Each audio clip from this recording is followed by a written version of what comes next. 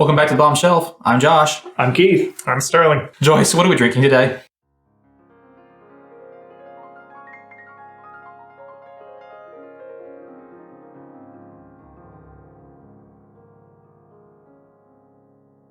Today you are drinking Shackleton. Shackleton is a blended malt Scotch whiskey and is based on an antique blend of McKinley's rare old Highland malt whiskey. To bolster team spirit on his Antarctic expedition, Sir Ernest Shackleton personally ordered 25 cases of McKinley's rare old Highland malt whiskey. In 2007, a century after the expedition, 3 cases of the perfectly preserved whiskey were discovered frozen into the ice beneath Shackleton's base camp at Cape Royds. After its discovery frozen in the ice, world-renowned master blender Richard Patterson carried out painstaking analysis to recreate this antique whiskey and use this as a foundation to create Shackleton. This is the 3rd edition in the creation of this blend, with the previous versions only being released in Europe. This bottle comes in at 80 proof. We paid $29 with it usually costing $30 to $35. As always, your prices may vary. Enjoy! Thanks, Joyce. Let's dive in and see what they think of this. Color is light. I hate to say it, almost urine. That is exactly what I was thinking, but I wasn't going to say it until you said something. Salted butter. I don't recognize it at all. I'm getting just straight butter. That's pretty much all I smell. Corn. Butter and corn. A little bit of citrus, maybe? I'm going a little bit of citrus. Little. But not like a robust citrus, like a lime or orange, maybe like a grapefruit. I got the citrus. I'm getting almost like a blood orange out of it. Yeah. Personally. Little bit of toffee, maybe? Maybe it is the butter. Toffee or caramel? It's complicated. It's very complicated. No. It's smoky. And earthy. Almost like you're licking some log that was just on the ground. Some foliage. Yeah. I really, really like this. It has a deep, like, full taste to it. Mm-hmm. I think it's the earthy, the notes that get there. The finish is just a little too short for me. Just a little, yeah. I was just thinking that. Yeah. Just a little bit too short. I wanted to savor it some more, but Yes. it's gone already. Yes. You're like, where did it go? The finish that is there is nice, Yes. Yes. but it's just a little bit too short. Yeah. This is a nice, like, campfire drink. It's oily, for sure. It's Yes. just that butter Yes. and... Yeah, it's definitely oily. Very grainy. And I don't mean grainy as in texture. I mean grainy as in a lot of cereal grains. Yes. Getting a little bit of almost oat and then rye and then barley. And it's almost like a multi-grain Cheerios kind of. Ready for some water? I'm afraid to. But, Yeah. But for science. While the water mingles, let us tell you about our homes on the internet. You can find us on Facebook, Instagram, and Twitter, as well as check out our Patreon down below. And one of our new places on the internet, and hopefully will be one of our mainstays, will be podhub.com. If you're looking for podcasts on beer and food and sports and other things in the Pittsburgh area, you can check us out there and other podcasts as well. If you like this bottle, I believe you can find this bottle on Drizly, and you'll see the link down below. Going through that link and buying anything, whether this bottle or anything else, beer, wine, will help support the channel. All right, let's dive in and see what the water did this whiskey. Eliminated that butter. I think it's bringing more fruit, though. Yeah, I definitely smell the fruit now. More spiced fruit. Yes. I think I get the oats. Little bit of cherry Okay. mixed in with a citrus. Like a citrusy fruit salad or something. Brought some flavors, but the mouthfeel is not as nice. It's thin. Yeah. It's a little bit bitter. Like mixed beverage bitters. Yeah. But you don't want them there. The finish is astringent and oaky. Like very oak tannin. Really gets rid of that earthy fullness to it, which helped. Because I think the bitterness is there, but because of the original without the water, the fullness of the flavor, you don't notice it as much, and it helps round off the whole feel. But now that it's cut out, I don't like it. Yeah. You definitely get grain still. Yes. Yeah. And I think it strengthens the smokiness on the finish. And I think it brings out a little bit of honey on the finish. I get the finish. A little bit. Like a smoked honey. But that's about it. It doesn't change the transitions. It doesn't change the length of the finish. To me, it's still short. Yeah. Yeah. But thankfully with the water, it's short. Whereas when it was neat, it's like, I wish it wasn't so short. It's such an opposite effect with the water. Like it changes. Like you want to savor it without the water. You don't want it to be done. But then when you add the water, you're like, I'm so glad it's done. I mean, my opinion on this is just adding that little bit of water ruined the experience. I agree. Let's dive into some ratings. Start the nose, as always. I'm going to classify all my ratings as neat because, like I said, adding the water just kind of ruined this for me. The nose, I'm going 4.5. I love this. I love the buttery. That's really high. I think I liked it. The nose was complex. There was a lot there, but it was interesting, but it wasn't really. I didn't have any idea what to expect, which was interesting, but and kind of keeps the mystery of the drink itself. But sometimes you want to have something that draws you in and get some note that brings you in. I think this is a 3.5 to me. For the nose, I'm actually just going for 3. Oh, really? Yeah. I liked it, but I didn't think it was exceptional or anything. I actually didn't think it was that complex, or maybe it was just so complex I couldn't find anything, and therefore it was very straightforward to me. I think that was my problem. Like I couldn't really pick anything from it. Okay. I liked the complexity, but I couldn't. There wasn't anything that I could relate to. But I don't have a whole lot of experience with whiskey either, so maybe with more experience I would find it more on the 4 or 4.5 with the complexity. But no. Well, I'm still giving it a 3, which is it's not bad. So like high praise. Yeah. Yeah. All right, palate. Palate, I'm going 4. The smokiness, the earthy flavors to it, the cereal. From the very beginning, like I said, I love this. I'm really enjoying this whiskey, and I can't wait to get it on my shelf. I really loved the palate of this.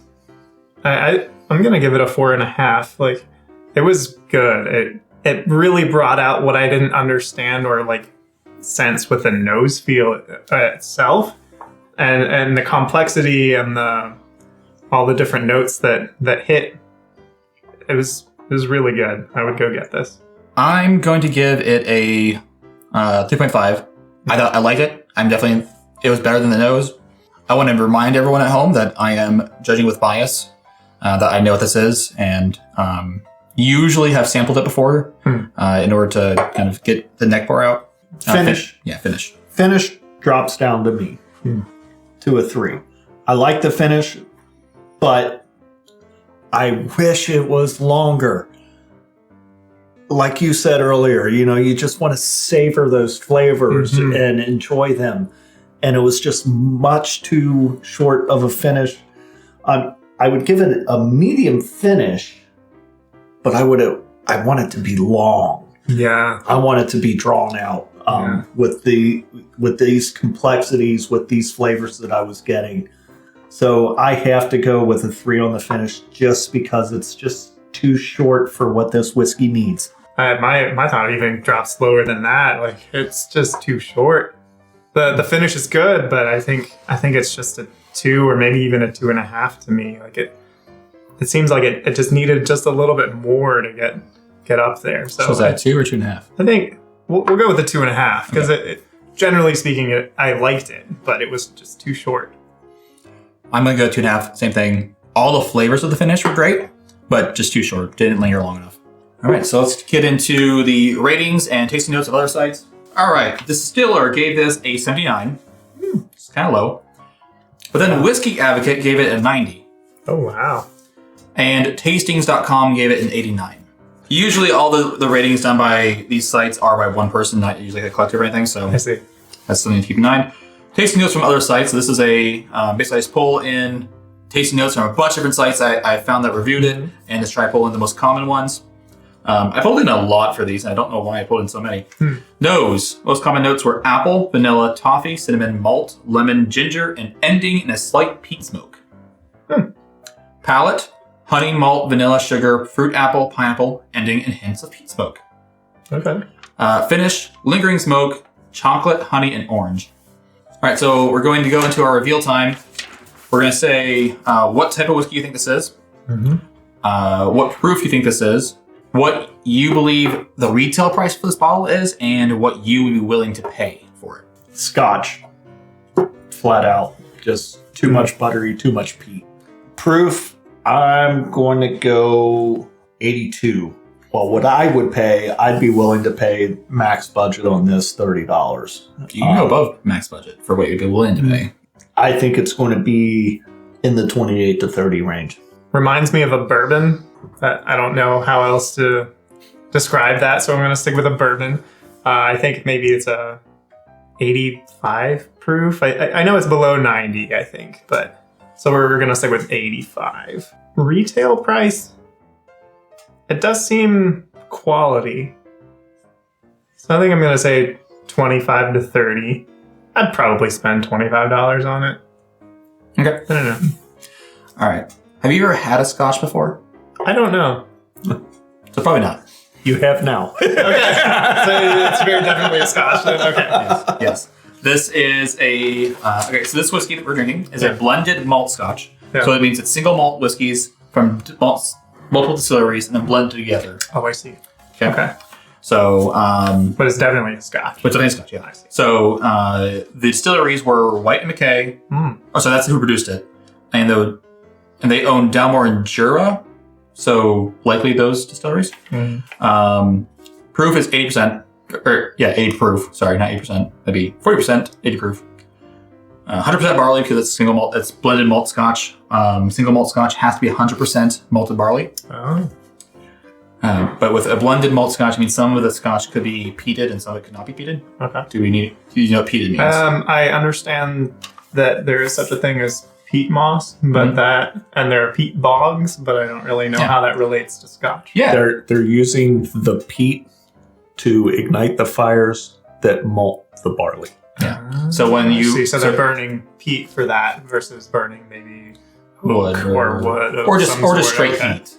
Okay. You know, so like a lot of distilleries these days will just heat the room to stop the malting process. Okay. But traditionally, most distilleries would use, they didn't have much firewood in Scotland, and they'd use peat moss to heat stuff and burn stuff. So they'd use peat moss, and that smoke would come over the malt and would infuse in with the malt.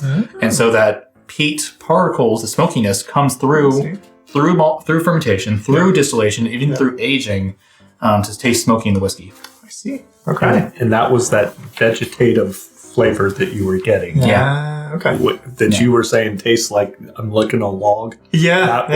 That was the deep, earthy. Yeah. I like that. That was a good the peat. flavor to it. So. It can be extremely overwhelming depending on the whiskey, but Right. I think it was nice here. The general price tends to be $30, $35. Oh, okay. But we paid $29 for it. All right, so today you guys drank Shackleton blended malt Scotch.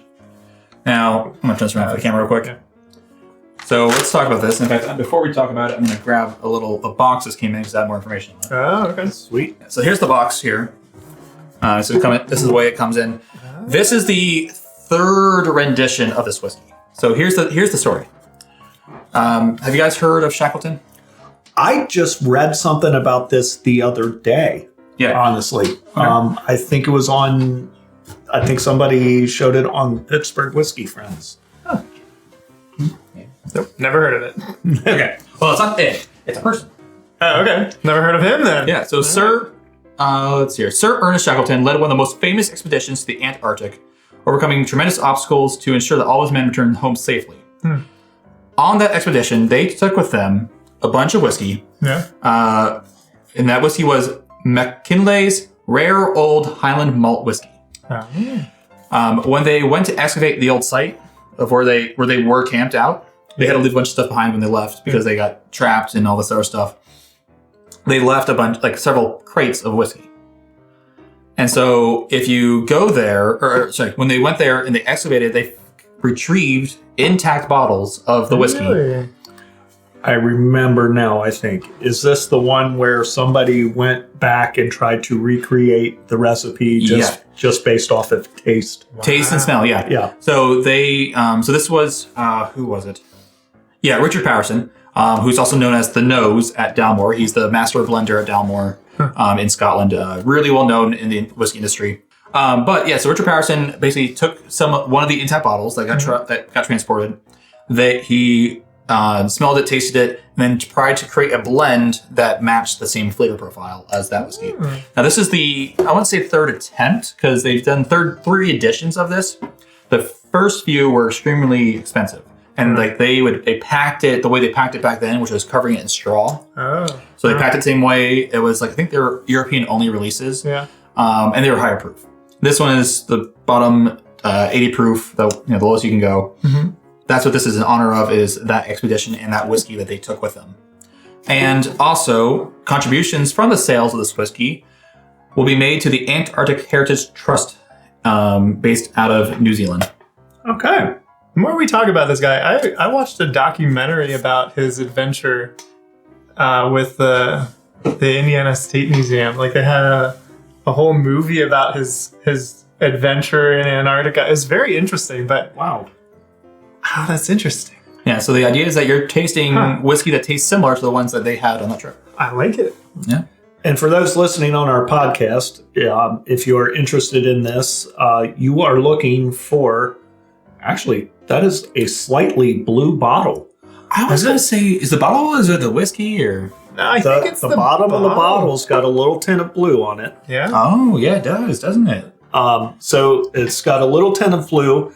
The label itself is blue with golden black inlays on it and a nice little map of Antarctica at the bottom. Well, with that being said, may the winds of fortune sail you.